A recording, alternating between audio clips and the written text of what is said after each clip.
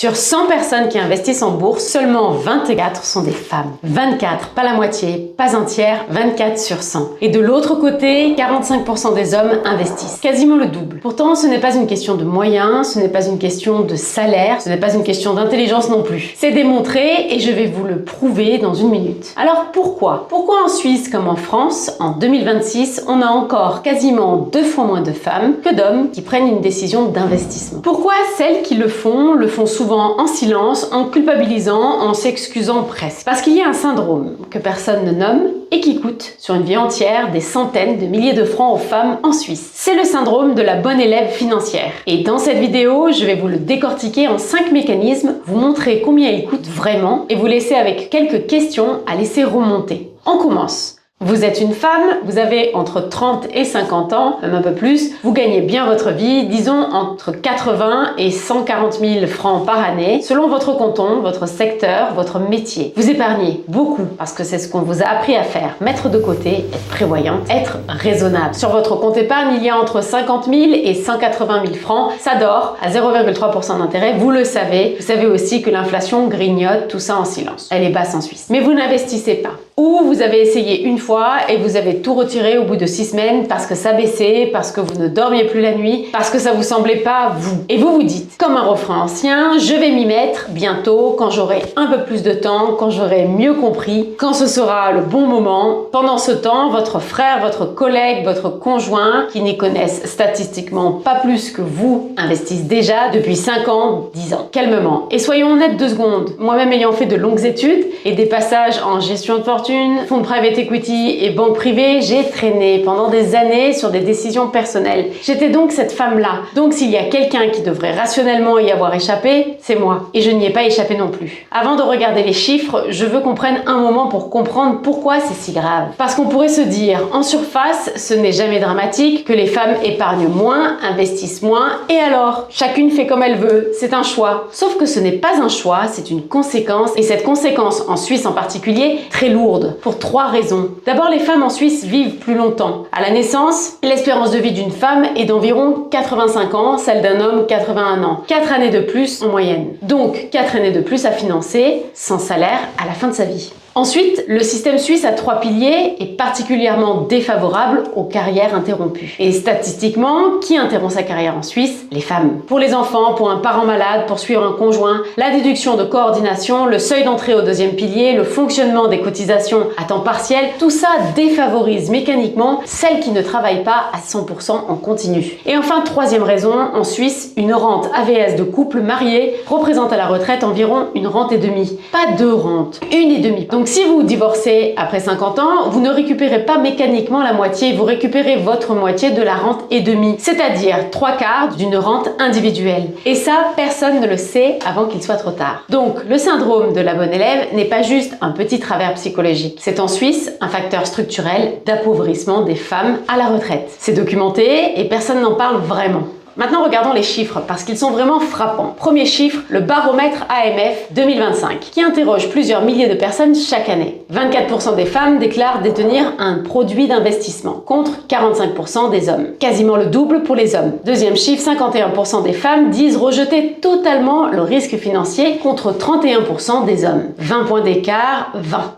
Troisième chiffre, et c'est le plus parlant, 28% des femmes se jugent compétentes en matière de placement. 51% des hommes le pensent. 23 points d'écart sur la perception. Quand on fait passer un test de connaissance réel, l'écart tombe à 6 points. 9% de bonnes réponses chez les femmes, 15% chez les hommes. 6 points, pas 23. L'écart de perception est presque 4 fois plus que l'écart réel. Vous me suivez ? Ce n'est pas la compétence qui décide qui investit, c'est la perception de la compétence. 4e chiffre, et celui-là vient d'une étude qui sort à peine, faite par UBS en collaboration avec GFS.BERN, publiée le 9 juin 2026, sur plus de 1000 femmes en Suisse. 94% des femmes en Suisse disent que l'argent leur procure avant tout un sentiment de sécurité. Pas de liberté, pas d'opportunité, de sécurité. Et 5e chiffre, le paradoxe complet, quand les femmes investissent vraiment, elles font mieux que les hommes. UBS confirme un rendement supérieur d'environ 1,8% par an pour les investisseuses. Warwick Business School, dans une étude sur plusieurs années, montre qu'elles tradent moins, sont plus patientes et battent l'indice FTSE 100 sur 3 ans.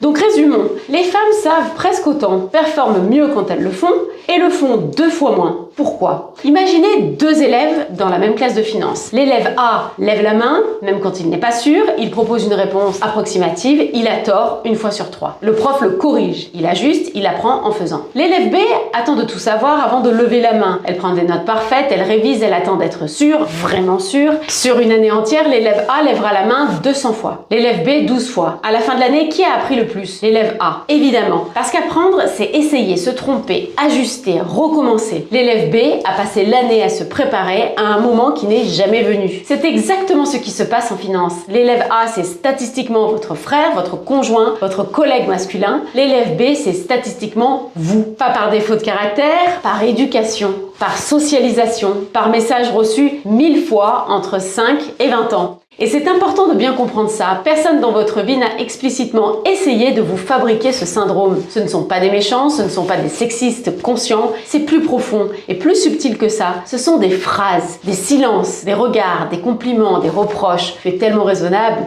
on peut compter sur toi. Sois sage, sois prudente, ne te mets pas en avant comme ça. C'est pas joli pour une fille. Demande à ton père, demande à ton frère, demande à un professionnel. À 5 ans, on commence à enregistrer. À 10 ans, c'est en place. À 15 ans, c'est consolidé. À 20, on l'adopte comme si c'était notre choix. Et à 30, 40 ans, on se demande pourquoi on n'arrive pas à se sentir légitime. Pourquoi on a peur de regarder son compte? Pourquoi on a besoin de l'avis d'une autre personne avant de prendre une décision pour soi-même?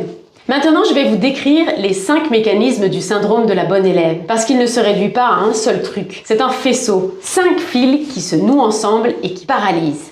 Premier mécanisme, le perfectionnisme paralysant. Je vais investir quand j'aurai tout compris. Cette phrase, j'ai dû l'entendre des milliers de fois pour ne pas dire plus. Et elle est mortelle. Parce qu'en finance, on ne comprend jamais tout. Même après 20 ans, on continue à apprendre. Mais la bonne élève, dans sa tête, a un standard impossible. Comprendre, ce n'est pas suffisant. Il faut tout comprendre, maîtriser, pouvoir l'expliquer à n'importe qui, pouvoir répondre à n'importe quelle question, pouvoir prouver devant un jury invisible qu'on est légitime. Et tant qu'on n'a pas atteint ce standard impossible, on n'a pas le droit d'agir. Pendant ce temps, l'élève A a déjà investi pendant 5 ans, fait 2 erreurs, ajusté et il s'en sort très bien. Deuxième mécanisme, le permis externe. Je vais attendre qu'on me dise que c'est le bon moment. Le mari, le conseiller, le frère qui s'y connaît, la meilleure amie qui a déjà investi, le père qui était dans la finance, la cousine qui a un master. Beaucoup de femmes attendent une validation externe avant d'agir financièrement. Ce permis ne vient jamais. Ou alors il vient trop tard, ou alors quand il vient, on ne se sent pas légitime de le prendre. Et pendant qu'on attend, l'argent dort. Une femme peut diriger une équipe de 60 personnes, prendre des décisions lourdes toute la journée, signer des contrats à plusieurs centaines de milliers de francs, voire des millions, et ne pas oser cliquer sur un bouton pour investir 500 francs sans en parler à quelqu'un.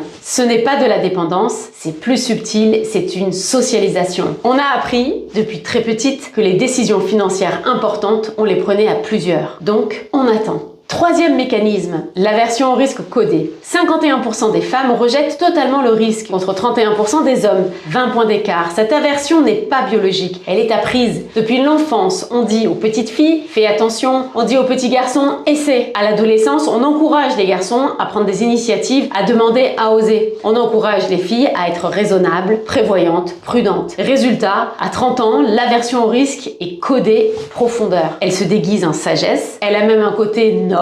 Je suis prudente, je suis sérieuse, je suis raisonnable. Mais en réalité, c'est une forme de paralysie. Et le pire, c'est que cette aversion mal calibrée crée elle-même un risque. Le risque de finir avec un patrimoine qui ne couvre rien. Le risque de l'inflation qui ronge. Le risque d'une retraite trop maigre. Quatrième mécanisme, la responsabilité du foyer. Quand une femme épargne 1000 francs, elle pense d'abord à sécuriser la famille, payer les imprévus, garantir les enfants, être disponible si quelque chose arrive. Quand un homme épargne 1000 francs, statistiquement, il pense d'abord à faire grossir le capital. Ce sont 2 psychologies, 2 rôles sociaux. La femme, même quand elle gagne, se vit comme gardienne du foyer. Investir, c'est risquer cette sécurité-là. Donc on ne le fait pas, même quand on a parfaitement les moyens. Et même quand on est célibataire, sans enfant, le réflexe est là, parce qu'il est codé. Il y a 40 ans de socialisation derrière. Cinquième mécanisme, et c'est peut-être le plus puissant, l'isolement. Les hommes parlent d'argent entre eux, au travail, au sport, en famille, ils s'échangent des tuyaux, ils comparent leur portefeuille, ils disent « j'ai mis 50 000 en ETF, XXX ». Et toi, c'est totalement accepté pour eux, c'est même valorisé. Les femmes ne parlent pas d'argent entre elles, c'est mal vu, c'est intime, c'est presque gênant. On parle de tout, de ses relations, de ses enfants, de sa santé, parfois même de sa sexualité, mais pas de ses placements. Donc, on apprend seul, on se trompe seul, on doute seul, on renonce seul, pendant que les hommes apprennent en meute, comme un groupe d'ados qui s'entraînent ensemble. Les femmes apprennent comme on étudie seul dans sa chambre, et ça change absolument tout. Maintenant le coût, parce que tout ça c'est joli en théorie, mais il faut voir ce que ça représente sur une vie. Prenons 3 cas typiques. 3 femmes que j'ai vues sous différentes formes 1000 fois. Premier cas, Julie, 28 ans, cadre à Lausanne, salaire 90 000 francs, elle épargne 800 francs par mois sur un compte à 0,3%. Pas d'investissement, je vais m'y mettre quand j'aurai compris. Si Julie continue exactement comme ça pendant 35 ans, à 63 ans, elle aura à peu près 387 000 francs. À l'érosion de l'inflation, en pouvoir d'achat réel, c'est bien moins. Si elle place ces mêmes 800 francs par mois dans un portefeuille diversifié à un rendement annuel moyen de 6%, ce qui correspond à la performance historique d'un portefeuille mondial sur le long terme, à 63 ans, elle aura à peu près 1 135 000 francs. Écart sur une vie active, 748 000 francs. Pour la même discipline, le même effort, le même salaire, la même personne. Juste l'une a attendu d'avoir tout compris, l'autre s'est lancée à 28 ans. Deuxième cas, Claire, 38 ans, 2 enfants, travaille à 60%. L'écart salarial en Suisse à temps plein est de 12% en moyenne. Pour les femmes avec enfants à temps partiel, les écarts cumulés peuvent être beaucoup plus importants sur une vie active. Claire est doublement pénalisée, salaire en retard, cotisation LPP en retard, et c'est le piège silencieux chaque année où elle n'investit pas son épargne. C'est une décennie de rendement composé qu'elle n'aura jamais sur une vie en cumulant l'écart salarial. Le piège LPP de la maternité et de la non-occasion d'investir. On parle facilement de 400 à 600 000 francs en moins à la retraite pour la même personne avec les mêmes diplômes, le même talent, la même éthique de travail. Troisième cas, Isabelle, 50 ans, célibataire, cadre supérieur à Genève. 180 000 francs qui dorment sur un compte épargne depuis 10 ans. C'est ma sécurité, dit-elle. Si Isabelle laisse ses 180 000 francs sur son compte épargne pendant les 15 ans qui lui restent avant la retraite, elle aura à peu près 188 000 francs érodés par l'inflation. Si elle les place, même prudemment, dans un portefeuille équilibré à 80% de rendement annuel moyen à la retraite, elle aura à peu près 324 000 francs, écart 136 000 francs. En 15 ans, pour la même somme de départ, juste parce qu'on a osé sortir du compte épargne.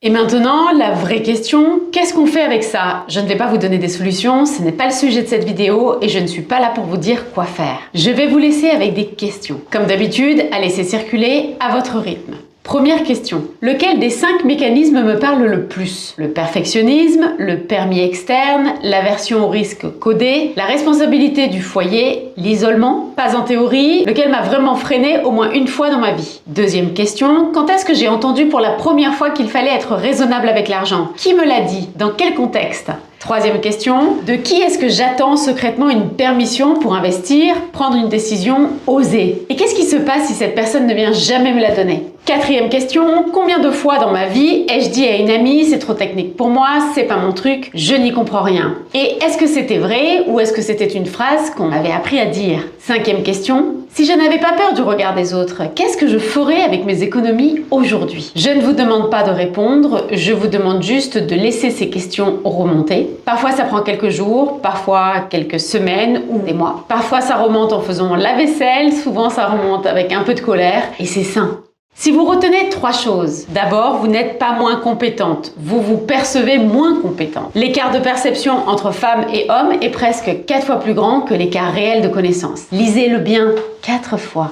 Ensuite, le coût d'être la bonne élève n'est pas neutre. Sur une vie active, ça représente entre 400 et 800 000 francs de patrimoine en moins. Ce n'est pas une question de chiffres, c'est une question de quelle vieillesse on s'offre, de quelle liberté, de quelle autonomie financière, de ce qu'on transmet ou pas à ses enfants. Et puis quand les femmes investissent, elles font mieux que les hommes. C'est démontré, UBS l'a confirmé en mai dernier, Warwick l'a confirmé sur plusieurs années. Elles tradent moins, plus patiemment, plus stratégiquement. Donc la question n'est pas si vous êtes capable, vous l'êtes, statistiquement plus que les hommes. La question, c'est combien de temps on va encore accepter le syndrome qui dit qu'on ne l'est pas. Vous savez ce qui est fou? La seule chose qui manque entre vous et les hommes qui investissent, ce n'est pas du talent, ce n'est pas du QI, ce n'est pas du diplôme, ce sont deux choses très précises. 1. La permission et 2. La conversation. La permission, personne ne va vous la donner. Vous allez devoir vous la donner. La conversation, c'est à vous de commencer avec une amie, une cousine, une collègue. Parlez d'argent à voix haute. Ce que vous épargnez, ce que vous craignez, ce que vous aimeriez faire, une fois par mois, sans drame. Ces deux choses-là valent 10 livres et 20 conseillers. Et honnêtement, ça change tout.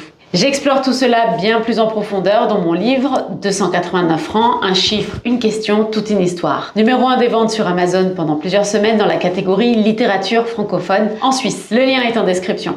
Et vous, lequel des 5 mécanismes vous vous reconnaissez le plus? Dites-le en commentaire. Vous allez voir, vous n'êtes jamais seul avec votre numéro.